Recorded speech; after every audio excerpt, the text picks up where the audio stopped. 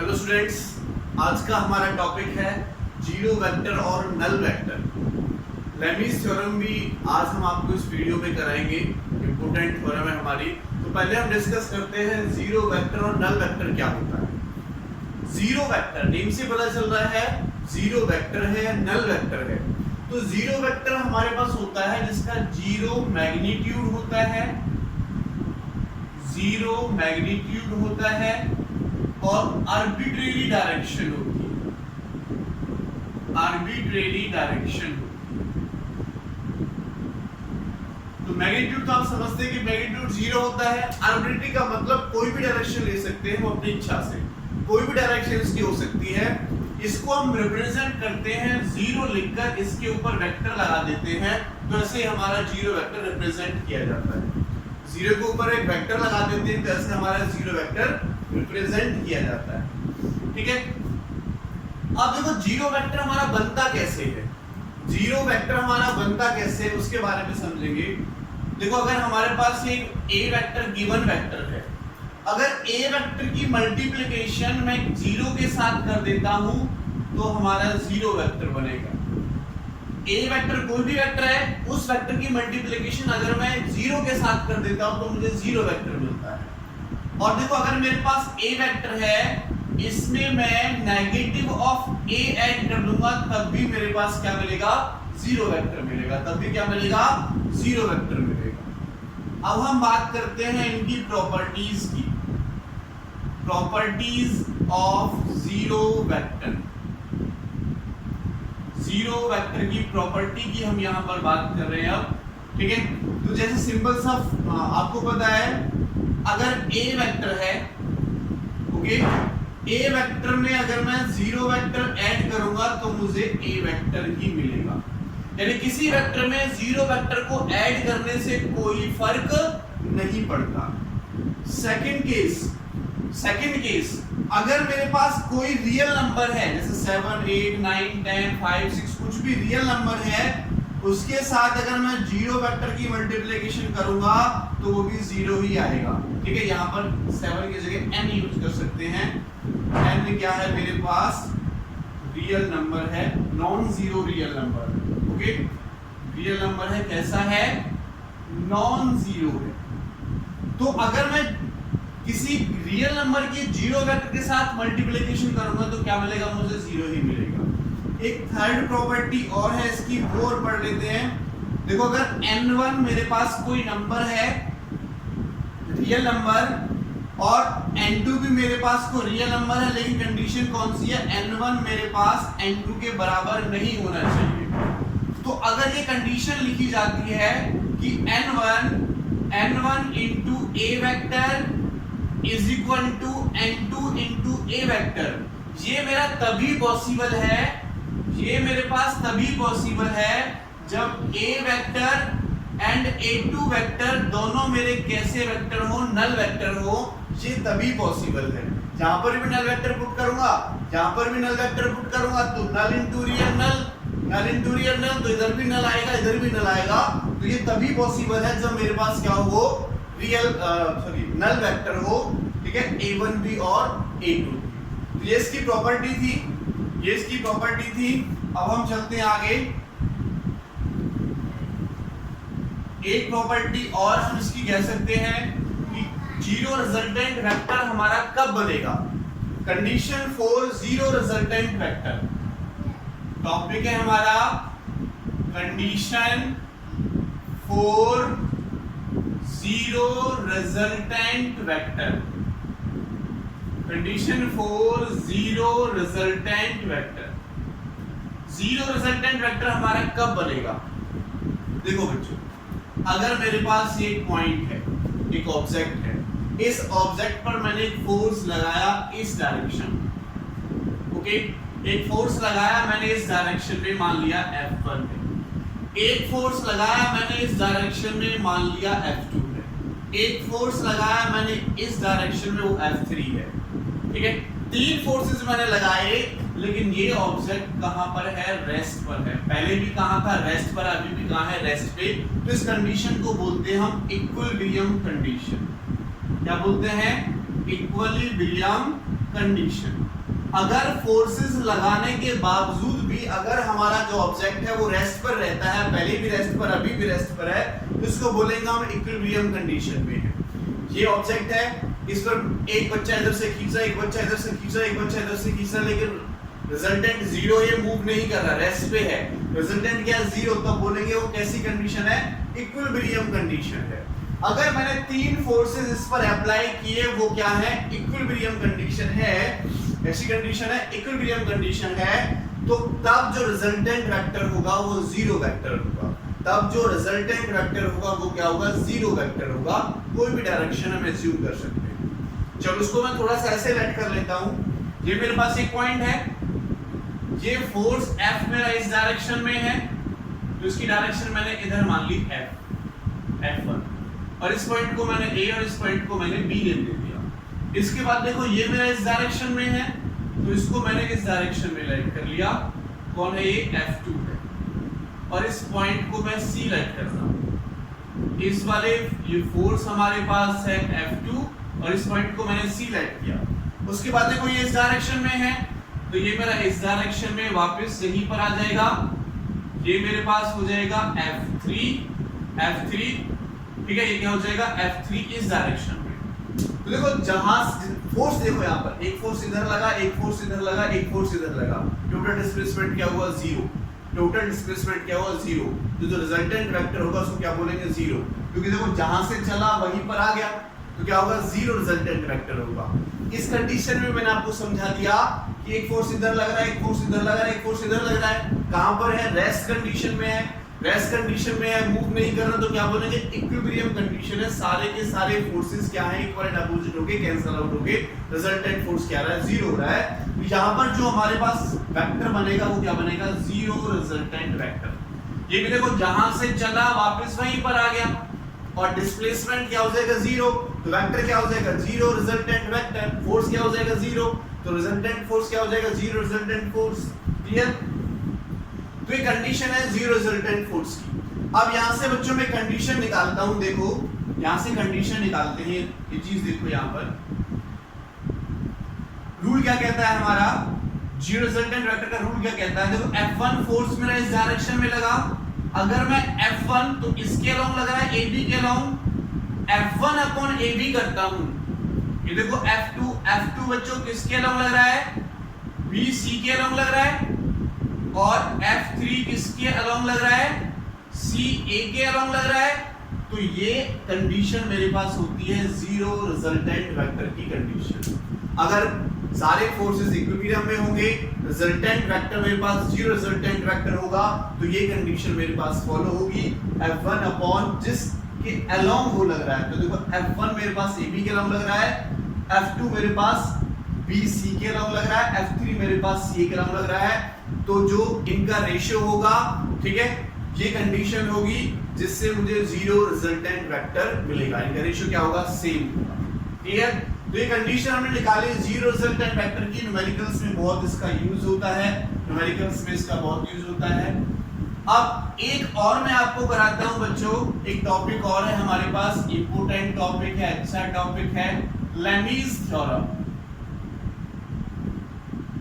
Lami's theorem, तो Lami's theorem zero resultant vector से ही मिलती जुलती है। तो देखो यही कंडीशन मेरे पास बन रही है, अगर ऑब्जेक्ट मेरा ये फोर्सेस लगाने के बाद भी कहां पर रहता है, रेस्ट में रहता है, इक्विलिब्रियम कंडीशन में है। क्या बोला, रेस्ट पे यानी इक्विलिब्रियम कंडीशन में है, तभी लेमीज थ्योरम लगेगी, तभी ये लगेगा। इक्विलिब्रियम में नहीं है तो लेमीज थ्योरम और zero resultant vector condition follow नहीं होगी। क्या कहता है, देखो F1 फोर्स मैंने इधर लगाया और ये एंगल बन रहा है मेरे पास अल्फा, F2 फोर्स मैंने इधर लगाया, ये एंगल बन रहा है मेरे पास बीटा, F3 फोर्स मैंने इधर लगाया, ये एंगल बन रहा है मेरे पास गामा। ओके, तो अकॉर्डिंग टू लेमीज थ्योरम अगर ये इक्विलिब्रियम कंडीशन में है तो जो F1 फोर्स होगा वो sine of angle of alpha होगा, F2 होगा sine of angle of beta होगा, F3 होगा sine of angle of gamma होगा। ये मेरे पास लेमीज थ्योरम की कंडीशन होगी। अगर ये इक्विलिब्रियम में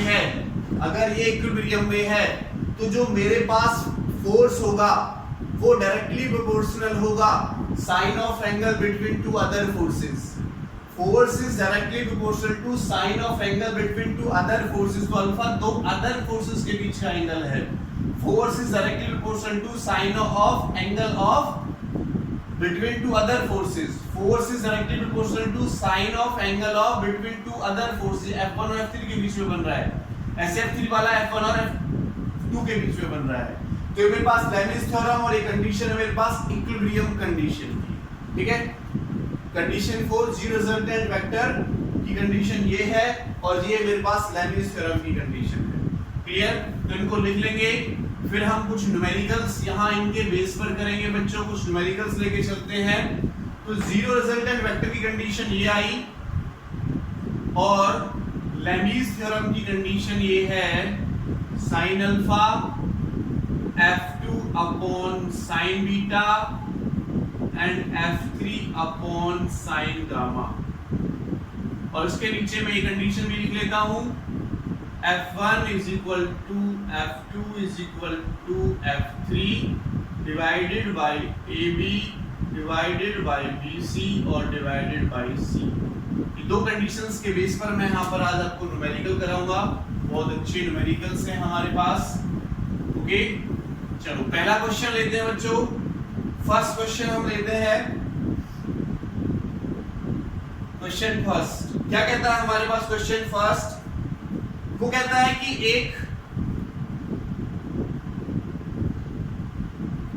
यहां से किसी पर्टिकुलर प्लेस से एक बॉब लटका हुआ है। बॉब लटका हुआ है थ्रेड से, ठीक है। और इस थ्रेड की जो लेंथ है वो हमें नहीं गिवन, हमें थ्रेड का लेंथ गिवन है 50 सेंटीमीटर की। ये थ्रेड है 50 सेंटीमीटर की थ्रेड है और ये बॉब हमने यहाँ पर लटकाया हुआ है, इसका जो वेट है वो है 50 ग्राम का। कितने ग्राम का है ये? 50 ग्राम का हमने इस पर वेट लटकाया हुआ है। कितना? 50 ग्राम का। Okay, hands vertically at the end of the string. If 20 gram force is applied horizontally, अब इस पर इधर की तरफ 20 ग्राम फोर्स लगाया है। 20 ग्राम फोर्स अप्लाई किया है इस डायरेक्शन में। ओके, तो ये कहता है by how much distance, question में लिख देता हूं, by how much distance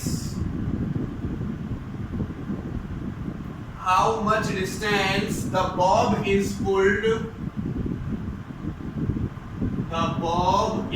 pulled, aside from its initial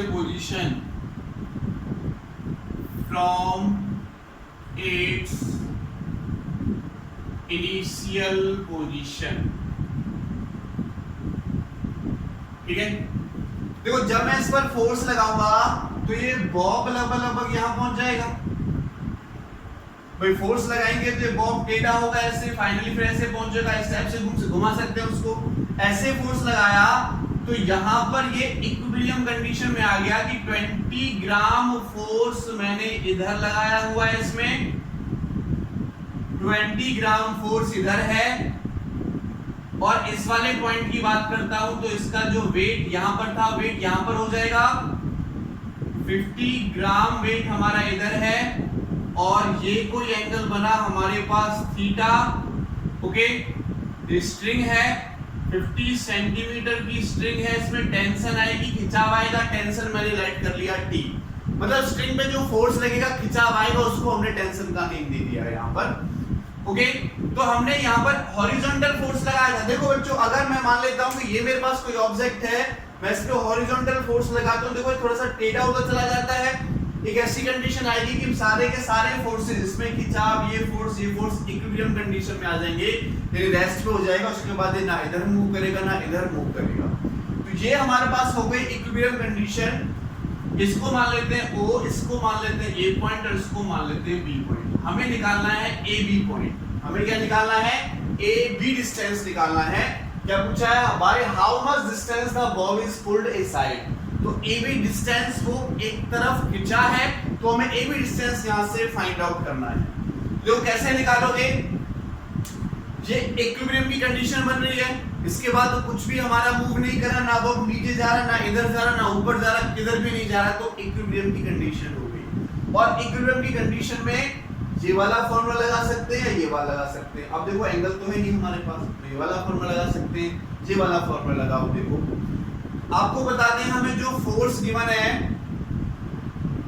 20 gram force, तो 20 ग्राम फोर्स को अगर मैं न्यूटन में चेंज करता हूं तो मैं इसको 980 से मल्टीप्लाई करूंगा तो ये डाइन में चेंज होगा। सुनो मेरी बात, अगर होता किलोग्राम फोर्स तो उसको हम न्यूटन में चेंज करने के लिए 9.8 से डिवाइड करते हैं, सॉरी मल्टीप्लाई करते हैं। अब क्या है मेरे पास 20 ग्राम फोर्स, तो ग्राम सीजीएस यूनिट है, तो मैं उसको सीजीएस में चेंज करूंगा तो 980 से हमें मल्टीप्लाई करना पड़ता है। अब ये देखो कितना है, एक भैया फोर्स ही तो है, वेट नीचे की तरफ लग रहा है तो अर्थ की ग्रेविटी फोर्स लगा रही है अपनी तरफ, ये भी क्या फोर्स है। तो एक फोर्स मेरे पास W हुआ, वो फोर्स कितना हो जाएगा बच्चों 50 ग्राम, कितना हो जाएगा 50 ग्राम। तो 50 ग्राम को अगर मैं किलोग्राम में चेंज करता हूं, 50 ग्राम है वेट है, इसमें होगा डाइन में चेंज करेंगे तो यहाँ भी मेरा ये 980 से मल्टीप्लाई होगा तो ये भी मेरा डाइन में आ जाएगा। अगर न्यूटन में चेंज करता तो पहले ग्राम को किलोग्राम में बनाना पड़ता, फिर 9.8 से डिवाइड करते। आपको पता है कि जो वेट होता है वो mg के इक्वल होता है, तो m तो हमें दे रखा है, g की वैल्यू मैंने बस cgs पे पुट कर दी है। m कितना है 50, क्योंकि cgs में है ग्राम तो cgs में चेंज करना पड़ेगा, तो ये मैंने मल्टीप्लाई कर दी। ओके, अब देखो बच्चों ये कंडीशन लगाओ F1, अब ये देखो F, इसको मान लेते हैं F1। ये 20 ग्राम फोर्स मेरा इधर लग रहा है तो मैं लिखूंगा F डिवाइडेड बाय किसके अलोंग लग रहा है, AB के अलोंग। F किसके अलोंग लग रहा है, AB के अलोंग। उसके बाद देखो W कौन सा फोर्स है मेरे पास, वेट कहां लग रहा है मेरे पास, अगर मैं यहां से पैरेलल लाइन लेता हूं तो वेट किसके अलोंग लग रहा है, ये किसके इक्वल है, OA के अलोंग, तो इसको हम OA लेट कर लेंगे। ये देखो बच्चों 50 ग्राम मेरा किसके अलोंग लग रहा है, इस साइड के अलोंग लग रहा है। अगर मैं इसके पैरेलल लाइन खींचता हूं, एक्सिस के अलोंग लाइन खींचता हूं, वो किसके इक्वल है, OA के इक्वल, तो इसको मैं OA के इक्वल मान लूंगा। इज इक्वल टू, इसके बाद देखो टेंशन भी फोर्स है हमारे पास, क्योंकि जो स्ट्रिंग में खिंचाव आ रहा है वो भी फोर्स है, तो टेंशन कहां लग रही है, इधर, तो टेंशन किसके अलोंग लग रही है, OB के अलोंग मेरी टेंशन लग रही है। तो तीन फोर्सेस का रेशियो जो इस फॉर्म में था मैंने इस फॉर्म में निकाल दिया। हमें जो जो गिवन है वो हम यहाँ से फाइंड आउट कर लेंगे। तो देखो हमें वेट गिवन है और ये गिवन है ना, निकालना हमें मेन है AB, निकालना क्या है हमें, AB निकालना है। चलो इसको सॉल्व करो। देखो अगर मैं यहां से AB हमें फाइंड आउट करना है, OA हमारे पास है, इन दोनों को ले लेते हैं, इन दोनों को लेकर चल रहे हैं इक्विलिब्रियम कंडीशन में। तो बच्चों देखो यहां से मैं अभी OA निकाल लूं, AB तो मुझे AB हमारे पास बाद की बात है, AB अपॉन OA कर लेते हैं। चलो ऐसा कर लेते हैं, मैंने किया परपेंडिकुलर, ये एंगल है तो परपेंडिकुलर अपॉन बेस कर लेते हैं। तो AB को क्रॉस मल्टीप्लिकेशन से मैं इधर ले गया तो AB अपॉन क्या है, OA, और W F को मैं इसके नीचे ले आया। देखो दोबारा सुनो, AB को मैं इधर ले गया और F को इसके नीचे ले आया, और W हमारे पास सही रहेगा, ठीक है। अगर मैं सॉरी AB को इधर लेके जाएंगे तो AB अपॉन AB, W इसके नीचे आएगा, तो ये हो जाएगा F अपॉन W। F कितना है, F कितना है 20 into 980, और W कितना है बच्चों 50 into 980, तो कैंसल आउट होगा, कितना आया ये 2/5। अब यहां से देखो अगर मैं इस ट्रायंगल की बात करता हूं OAB, तो ये देखो AB क्या है परपेंडिकुलर, ये क्या है बेस, एंगल के सामने वाला परपेंडिकुलर ये क्या होता है बेस, तो perpendicular upon base tan theta के इक्वल, तो मैं इसको लिख सकता हूं क्या, tan थीटा इक्वल टू 2/5 मेरे पास आया। कितना आया, tan थीटा इक्वल टू 2/5 आया।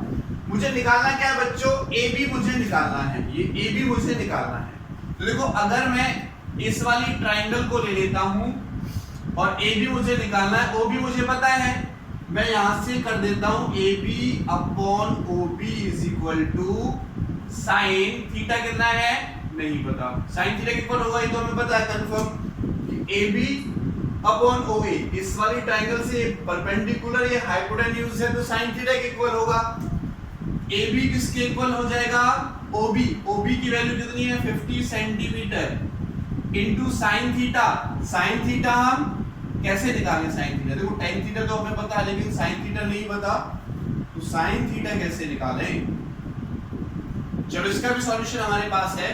देखो अगर मैं ट्राइंगल बना लेता हूं, एक राइट एंगल ट्राइंगल मैंने बनाई और ये अगर मैंने थीटा लेट किया तो tan थीटा किसके इक्वल होता है 2/5 यानी परपेंडिकुलर अपॉन बेस, तो एंगल के सामने वाला परपेंडिकुलर और बेस कितना हो गया 5। अब हम हाइपोटेन्यूज निकाल सकते हैं, क्या होगा 5 का स्क्वायर प्लस 2 स्क्वायर का रूट 5 5 25 तो ये आ जाएगा रूट 20। देखो अगर ये कंडीशन आ जाती है हम यहाँ से पर्टिकुलर एंगल तो फाइंड आउट नहीं कर सकते, हमारे पास कोई तरीका नहीं है, लेकिन मैं इसको ट्रायंगल में चेंज कर सकता हूँ। मैंने क्या किया 2 ये कर दिया 5 ये कर दिया, तो परपेंडिकुलर पर बेस होता है तो परपेंडिकुलर बेस हाइपोटेन्यूज भी आ गया। अब यहाँ से मैं sin थीटा निकालूंगा, तो देखो यहाँ से अगर मैं sin थीटा निकालूंगा तो क्या होगा परपेंडिकुलर अपॉन हाइपोटेन्यूज, तो परपेंडिकुलर कितना है 2 और हाइपोटेन्यूज कितना आ गया रूट 29। सॉल्व करके ये मेरे पास आ जाएगा 17.57 सेंटीमीटर, हमारी ए बी की वैल्यू आ जाएगी। क्लियर? तो इस टाइप से हम ऐसे क्वेश्चंस कर सकते हैं। ये हमने पहला क्वेश्चन कराया। अब चलो नेक्स्ट क्वेश्चन की तरफ चलते हैं बच्चों, हम नेक्स्ट क्वेश्चन की तरफ चलते हैं आगे। क्वेश्चन नंबर सेकंड लेते हैं। क्वेश्चन नंबर सेकंड बच्चों हमारा क्या कहता है, ये कहता है ए बॉब ऑफ वेट 3 न्यूटन, एक बॉब हमें दे रखा है जिसका वेट है 3 Newton is in equilibrium ball रखा है under the action of 2 string first and second as shown in figure, find the tension forces in each string. हमें कुछ इस टाइप से डायग्राम दे रखा है, ऐसे है, यहाँ पर हमारा एक ऑब्जेक्ट है और यहाँ पर भी ये स्ट्रिंग, 2 स्ट्रिंग है, ये हमें फर्स्ट स्ट्रिंग दे रखी है, ये हमें सेकंड स्ट्रिंग दे रखी है। तो फर्स्ट स्ट्रिंग हमारे पास ये है, ये यहाँ पर फिक्स है, और सेकंड स्ट्रिंग ये है, ये यहाँ से फिक्स है, और इस पर एक वेट भी लगा हुआ है 3 न्यूटन का, सॉरी फोर्स लगा रखा है 3 न्यूटन। फोर्स कितना लगा रखा है 3 न्यूटन का, और डायग्राम में हमें एंगल भी दे रखा है कि ये एंगल बन रहा है 30 डिग्री का, 30 डिग्री का एंगल बन रहा है। कितना एंगल बन रहा है 30 डिग्री का एंगल बन रहा है। ओके, तो क्वेश्चन में क्या निकालना है, find the tension forces in each string,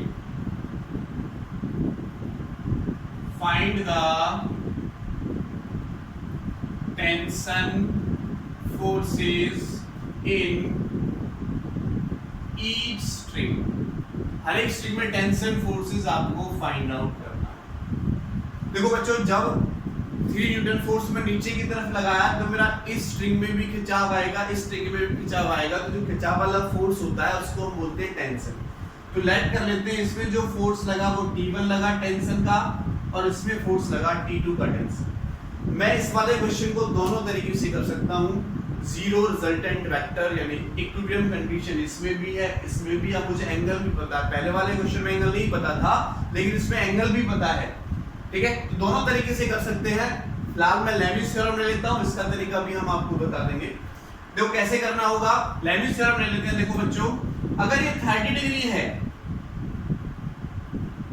तो देखो अल्टरनेट एंगल ये भी कितना बनेगा बच्चों 30 डिग्री, है ना। ये मेरे पास फर्स्ट स्ट्रिंग टेंशन T1, तो ये अल्टरनेट एंगल ये भी 30 बनेगा, और ये 90 है, ये हमारा दिखाई दे रहा है, ये भी क्या है 90 है, और ये 30 है तो ये कितना हो जाएगा 60 डिग्री, और ये भी क्या होगा 90 होगा। देखो ये कुछ कंडीशन ऐसे बनी कि एक फोर्स टेंशन वाला फोर्स मेरे पास इधर है T2, एक फोर्स मेरे पास इधर है 3 न्यूटन, और एक फोर्स मेरे पास इधर है T1। तो ये टोटल एंगल कितना हो गया 120 डिग्री। भाई 90 प्लस 30 तो टोटल एंगल कितना बनेगा यहाँ से यहाँ तक 120 डिग्री। ये कितना बन रहा है बच्चों 90 डिग्री बन रहा है, और ये कितना बन रहा है 150 डिग्री।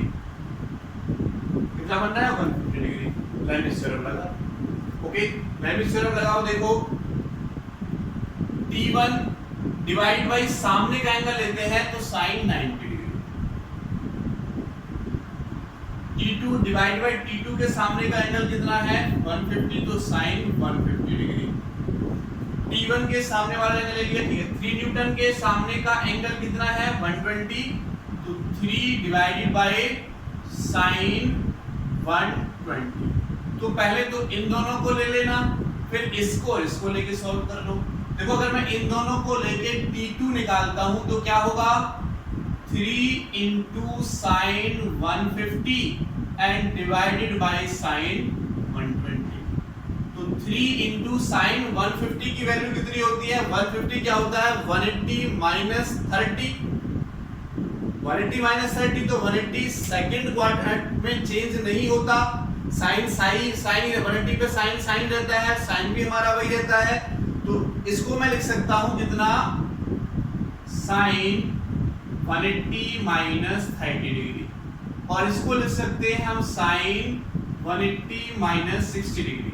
तो sin 180 पे चेंज नहीं होता, sin 180 पे चेंज नहीं होता, 90 होता है तो वो cos में चेंज हो जाता है, cos में होता तो sin में चेंज हो जाता है। और सेकंड क्वाड्रेंट आता है मैथमेटिक्स के अकॉर्डिंग, सेकंड क्वाड्रेंट में sin कैसा होता है हमारे पास प्लस का होता है, ठीक है। तो यहाँ पर कितना हो जाएगा sin 30 डिग्री इधर और sin 60 डिग्री इधर। तो 3 हमारा चल रहा है तो क्या हो जाएगा बच्चों देखो sin 30 डिग्री इधर और sin 60 डिग्री इधर। 3 हमारा मल्टीप्लिकेशन में चल ही रहा है, ठीक है। तो sin 30 की वैल्यू कितनी होती है 1/2, ये हो जाएगा 3 into 1/2 इधर, और 60 पे होता है 3/2। 2 से 2 कटेगा तो T2 मेरे पास आ जाएगा √3 से 3 मेरे पास √3 न्यूटन। ये T2 की वैल्यू हमारे पास निकल कर आ गई। सिमिलरली इसका और अब इसका यूज करके T1 निकालो। देखो अगर मैं यहाँ से T1 निकालता हूँ तो T1 निकालो, यहाँ से क्या हो जाएगा 3 into sin 90 degree and divided by sin 120 degree. तो 3 into sin 90 पे 1 होता है, और sin 120 की वैल्यू क्या निकाली देखो हमने sin 60 के बराबर होता है, तो यहाँ पुट कर देंगे √3/2। तो मेरे पास जो T1 निकल के आया 2 ऊपर चला जाएगा, ये √3 से 3 √3/2 √3 न्यूटन मेरे पास आंसर आ जाएगा, T1 निकल जाएगा। ओके, तो ये आपको थोड़ा मैथमेटिक्स का पोर्शन है, ये आप देख लेंगे कि sin 180 पे हमारा चेंज नहीं होता, sin 180 पर हमारा sin में ही रहता है। अगर 90 होता 270 होता तो sin cos में आ जाता, और जो पीछे एंगल होता है वो लिख देते हैं। sin 180 पर सेकंड क्वाड्रेंट में रहता है तो पॉजिटिव ही रहता है, तो इसलिए हमने इसको पॉजिटिव ही लिखा है। तो क्वाड्रेंट का केस आप एक बार मैथमेटिक्स से देख लेंगे अगर आपको नहीं आता है, वरना जब तक जो इनिशियल कंडीशन होती है मैथमेटिक्स में वो उसको करा देते हैं। तो ये हमने यहाँ पर इसका सॉल्व कर लिया। ओके, दूसरा कंडीशन हम ये भी ले सकते थे, इससे भी कर सकते थे। क्या होता है F1 फोर्स, देखो अगर मैं फोर्स निकालूं ये वाला तो इसकी साइड ये आ जाती, लेकिन यहाँ पर कंडीशन ये है कि हमें फोर्स तो दे रखे हैं, साइड नहीं दे रखी एक भी। तो साइड एक भी नहीं दे रखी तो फिर हम लेबिस थ्योरम यहाँ पर लगाकर सॉल्व कर देंगे, ठीक है। लेबिस थ्योरम लगाकर यहाँ पर हम सॉल्व कर देंगे। चलो नेक्स्ट क्वेश्चन की तरफ चलते हैं बच्चों। नेक्स्ट क्वेश्चन लेते हैं यहाँ पर। अब एक क्वेश्चन हमें गिवन है, ये हमें 2 फिक्स्ड सरफेस दे रखे हैं, ये एक फिक्स्ड सरफेस है और ये इधर से एक फिक्स्ड सरफेस है। यहाँ पर मेरा एक ऑब्जेक्ट है और उस ऑब्जेक्ट पर नीचे की तरफ एक वेट लटका हुआ है, 200 न्यूटन का वेट लटका हुआ है, ठीक है। ये स्ट्रिंग मेरी यहाँ से फिक्स है और ये एंगल बन रहा है 60 डिग्री, और ये स्ट्रिंग मेरी यहाँ से भी फिक्स है, तो ये एंगल बन रहा है 45 डिग्री। 45 डिग्री, तो ये A पॉइंट, ये C पॉइंट और ये मेरे पास हो गया B पॉइंट। और हमें कुछ नहीं दे रखा, ये गिवन है। Find the force developed in the wire, find the tensile force in each string. बात वही है, तो यही हमें निकालना है यहाँ से। देखो नीचे वाले पर स्ट्रिंग में जो फोर्स लग रहा है वो तो 200 न्यूटन है। इसमें लेट कर लेते हैं कितना फोर्स है हमारे पास, T1, और इसमें लेट कर लेते हैं फोर्स T2। लेविस थ्योरम लगेगी यहाँ पर, ठीक है। लेविस थ्योरम लगाओ, देखो देखो बच्चों कैसे लगाओगे। अगर मैं इसको डिवाइड करता हूं तो ये भी 90 है मेरे पास, ये भी 90 है ना, ये तो 90 है, ये 60 है, तो ये अल्टरनेट एंगल ये 60 डिग्री हो जाएगा। ये कितना हो जाएगा, 60 डिग्री हो जाएगा। ओके, ये 60 है तो ये कितना हो जाएगा बच्चों, 30 डिग्री। और ये देखो अल्टरनेट एंगल ये 45 है, तो ये अल्टरनेट एंगल ये भी 45 बनेगा, तो ये भी कितना बनेगा, 45। उसी टाइप से हम करेंगे। देखो नीचे की तरफ 200 न्यूटन तो फोर्स है, ठीक है। इधर मेरे पास T1 है और इधर मेरे पास T2, तो ये टोटल एंगल कितना बना, 90 ये है, 90 प्लस ये कितना हो जाएगा, 150 डिग्री। और ये 45 प्लस 30 कितना हो जाएगा, 75 डिग्री हमारा ये है। और ये कितना हो जाएगा, बट इन दोनों को मैंने ऐड कर लिया, ये दोनों एंगल बन रहे हैं। यहाँ पर 90 डिग्री ये है, 45 ये है, तो 135 का ये हो जाएगा। अब लेविस थ्योरम लगा दो, क्या होगा बच्चों, T1 सामने वाले का sine of angle of 135 degree. उसके बाद देखो T2 के सामने का एंगल कितना है, 150 डिग्री, 150 डिग्री। इसके बाद T3 देखो, T3 के सामने का एंगल कितना है, T3 कौन है मेरे पास, 200 न्यूटन, तो मैं डायरेक्ट लिख देता हूँ 200 न्यूटन डिवाइड बाय इसके सामने का एंगल है sin 75 डिग्री, sin 75। ओके, तो यहां से देखो T2 और T1 निकालने हैं, पहले T2 निकाल लेते हैं। T2 निकालेंगे तो क्या होगा, 200 into sin 150 degree divided by sin 75 degree. sin 75 कैसे निकलेगा, मैथमेटिक्स का रूल है, sin 75 को मैं लिख सकता हूँ 45 डिग्री प्लस 35 डिग्री। तो sin a प्लस b का फॉर्मूला बनेगा sin 45, 30 की वैल्यू आपको पता है, तो लास्ट में आप इसको सॉल्व कर लोगे, कैलकुलेट कर लोगे, ठीक है। इस टाइप से आप निकाल सकते हो। sin 150 क्या होता है, sin 180 माइनस 30, तो 30 यानी ये क्या बन जाएगा ऊपर वाला, sin 30 डिग्री और sin 75 डिग्री, ठीक है। 200 हमारा मल्टीप्लिकेशन में चल रहा है, तो जब आप इसकी वैल्यू निकालोगे तो 200 इंटू साइन 130 की वैल्यू होती है 1/2 और साइन 75 की वैल्यू आती है 9666 समथिंग, 75 डिग्री की वैल्यू। इसको सॉल्व करोगे तो आपको T2 की वैल्यू मिल जाएगी 103.52 न्यूटन समथिंग, हमारे पास T2 निकल के आएगा। अब मुझे क्या निकालना है, T1, तो मैं इसको और इसको ले लेता हूँ। देखो अगर मैं वहां से T1 निकालता हूँ तो क्या हो जाएगा बच्चों, 200 135 क्रॉस मल्टीप्लिकेशन से इधर चला जाएगा, तो sin 135 divided by sin 75। sin 135 को मैं लिख सकता हूँ 180 माइनस 45, तो यानी ये ऊपर बनेगा sin 45 डिग्री और sin 75 डिग्री। सॉल्व करोगे T1 is equal to 200 into, ठीक है 200 हमारा मल्टीप्लिकेशन में चल रहा है, तो 200 इंटू साइन 45 की वैल्यू √1/√2 और साइन 75 की वैल्यू निकल के आती है 0.996। इसको सॉल्व करोगे तो हमें आंसर मिलेगा 140.641। ये हमारे पास टेंशन दूसरा निकल के आ गया, यानी T1 टेंशन निकल के आ गई। क्लियर, बात समझ में आई? तो नोट करो इसको एक बार। एक क्वेश्चन और हम इसका आपको कराते हैं, एक क्वेश्चन और कराते हैं, नोट कर लिया, ठीक है। चलो एक क्वेश्चन और लेते हैं इसका।